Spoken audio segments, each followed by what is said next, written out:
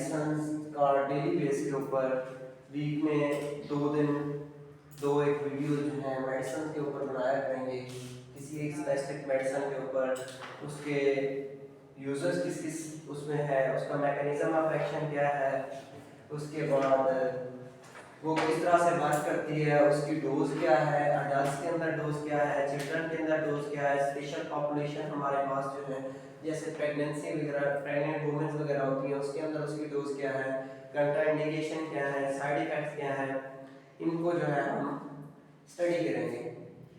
आज की हमारी जो ड्रग है वो हमारे पास है पैरासिटामोल, जो कि हमारे पास ब्रांड्स किस किस ब्रांड में हमारे पास आती है, हमारे पास वो आती है पैनाडोल, कार्बोल या टेलीनॉल जो ब्रांड है उसमें हमारे पास आती है, इस ब्रांड नेम के साथ आती है, ये उसका जेनेरिक है, ये ब्रांड नेम है।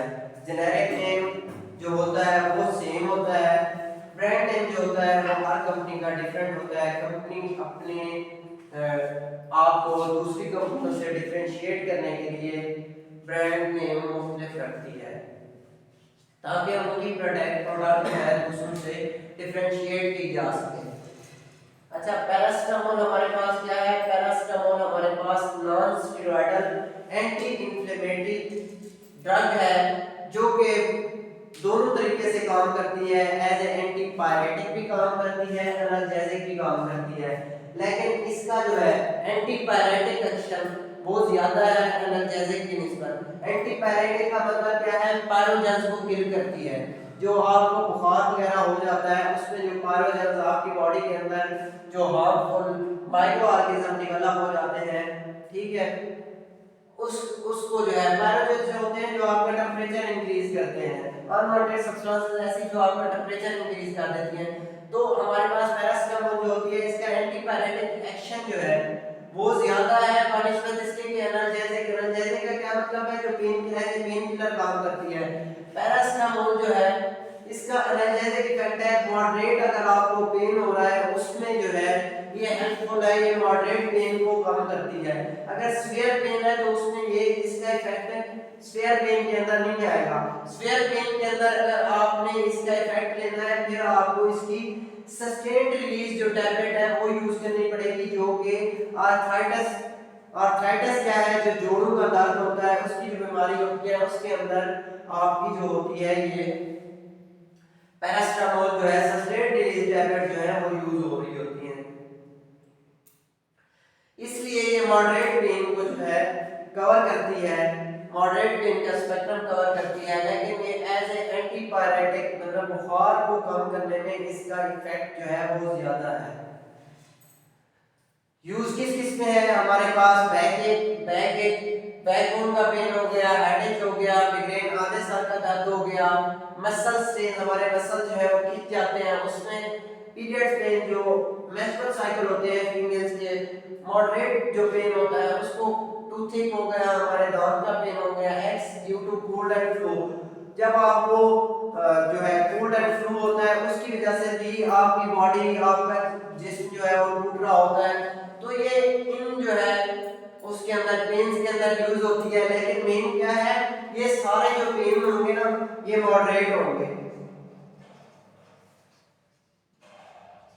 मॉडरेट पेन जो है उसके अंदर ये यूटिलाइज हो रही होती है, पेन ज्यादा होगा तो उसके अंदर ये इतना वर्क नहीं करेगी।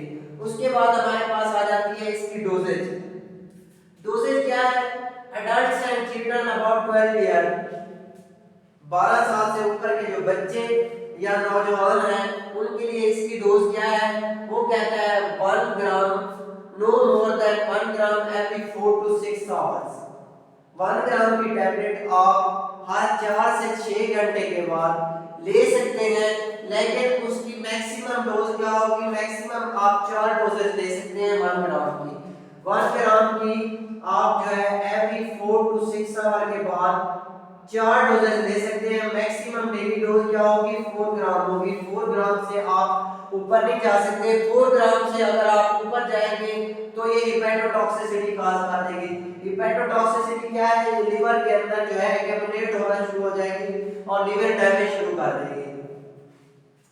उसके बाद हमारे पास जो चिल्ड्रन है 1 मंथ से 12 ईयर के जो बच्चे हैं, इन्फेंट्स और चिल्ड्रन जो है, उनके अंदर इसकी डोज क्या है 15 मिलीग्राम पर केजी। उनके वेट के हिसाब से अगर बच्चे का वजन जो है 15 मिलीग्राम है, 15 मिलीग्राम पर केजी, 1 केजी का मतलब बच्चा जो नॉर्मल पैदा होता है उसकी जो होती है वेट ऑलमोस्ट जो है एवरेज वेट वो 5 केजी के राउंड अबाउट होता है, 5 केजी के राउंड अबाउट होता है। उससे ऊपर होगा जो वो हेल्दी बच्चा होगा, उससे नीचे जो होगा वो अंडरवेट होगा। एवरेज वेट ऑलमोस्ट 4 से 5 केजी होता है। वो कहता है 1 मंथ का जो बच्चा है सपोज उसका वजन जो है हमारे पास जो है 6 केजी है, तो हमारे पास उसकी डोज क्या होगी 90 मिलीग्राम पर केजी।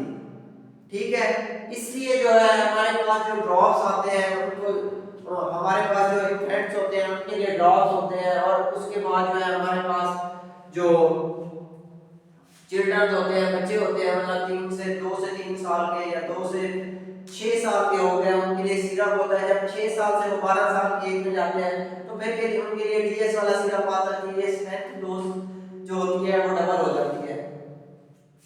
तो इसमें भी वो कहता है 15 मिलीग्राम पर केजी के हिसाब से हम उसको डोज देंगे, और किस तरह से देंगे, हर 4 से 6 आवर के बाद उसको जो है डोज देंगे। लेकिन मैक्सिमम उसमें भी यही है, मैक्सिमम 4 डोजेस आप ले सकते हैं। 15 मिलीग्राम की आप 4 डोजेस ले सकते हैं 24 आवर्स, एक दिन के अंदर। इससे ज्यादा आप डोज एक्सीड करेंगे तो वो सेम वही मेटाटॉक्सिसिटी काज करना शुरू कर देंगे। उसके बाद हमारे पास आ जाती है स्पेशल पॉपुलेशन, जैसे प्रेगनेंसी है। प्रेगनेंसी के अंदर आप उसको किस तरह से यूज कर सकते हैं। प्रेगनेंसी के अंदर वो कहता है अगर वो फीमेल जो है उसका फर्स्ट ट्राइमेस्टर चल रहा है, उसमें जो डोज होगी वो 200 मिलीग्राम से 500 मिलीग्राम जो होगी हम वो डोज दे सकते हैं। 200 मिलीग्राम से 500 मिलीग्राम डोज दे सकते हैं। सेकेंड ट्राइमेस्टर में क्या है, सेकेंड ट्राइमेस्टर के अंदर हम जो है 250 मिलीग्राम से 1 ग्राम या 100 ग्राम जो है ये डोज हम उसको दे सकते हैं। अच्छा, थर्ड ट्राइमेस्टर में ये क्या करती है, सेकेंड ट्राइमेस्टर तक इट्स ओके आप दे सकते हैं। ठीक है, जब थर्ड ट्राइमेस्टर के अंदर आएगा, थर्ड ट्राइमेस्टर के अंदर ये क्या काम कर रही होती है, ये HC वैल्यू ये लो कर रही होती है, जो अम्बिलिकल कॉर्ड होता है जिससे बच्चा जो होता है मदर की वोम के साथ अटैच होता है और उसको सारे न्यूट्रिएंट्स मिल रहे होते हैं। उसके अंदर जो ब्लड होता है उसके अंदर जो HSC का क्या मतलब है, हेमेटोपोएटिक स्टेम सेल्स।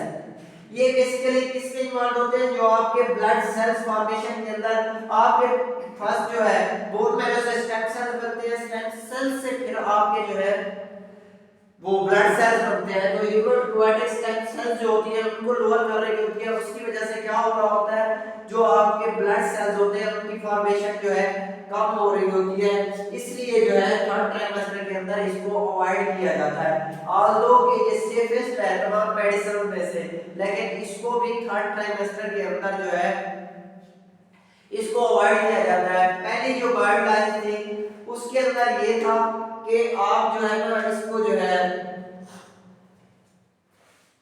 यूज कर सकते थे थर्ड ट्राइमेस्टर तक, थर्ड ट्राइमेस्टर 6-7वें मंथ तक आप इसको यूज कर सकते थे। ठीक है, वो तकरीबन 30 वीक्स थे, 30 वीक्स तक आप इसको यूज कर सकते थे। लेकिन जो न्यू रिसर्च आई है, जो यूएसए की food and drug regulation authority है उसके मुताबिक वो कहते हैं 20 वीक्स के बाद आप इसका जो है पैराडॉल का जो यूज है उसको स्टॉप कर दें।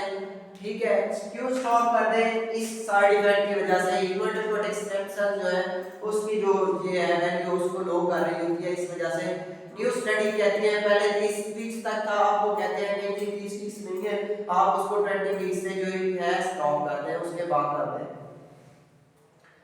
उसके बाद जो हमारे पास है इसकी कंट्राइंडिकेशन क्या है, किन किन पेशेंट को ये नहीं देनी है, वो बताता है। हमारे पास लीवर के पेशेंट्स हैं, किडनी के पेशेंट्स हैं, ऐसे बच्चे या ऐसे अडल्ट्स जिनका वेट ही बहुत कम है, अंडरवेट है, उनको नहीं देनी, या ऐसा पर्सन जिसने एक रिकमेंडेड डोज से ज्यादा जो है शराब अल्कोहल जो है वो पी ली है, उसको भी जो है पैनाडोल नहीं देनी, क्योंकि ये डाइसल्फिनोन टाइप रिएक्शन जो है उनके अंदर कॉज कर देती है।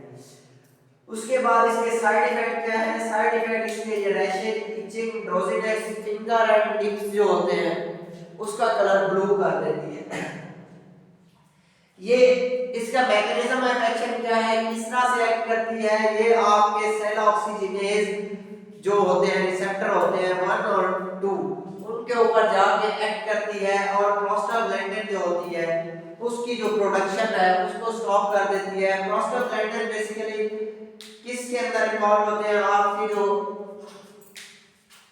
इम्यून सेल्स के रिस्पांस होते हैं उसके अंदर इन्वॉल्व होते हैं। ये प्रोस्टाग्लैंडिन की सिंथेसिस को जाके स्टॉप कर देती है। तमाम जो हमारे पास एसिड्स हैं वो इस तरह से बॉडी के ऊपर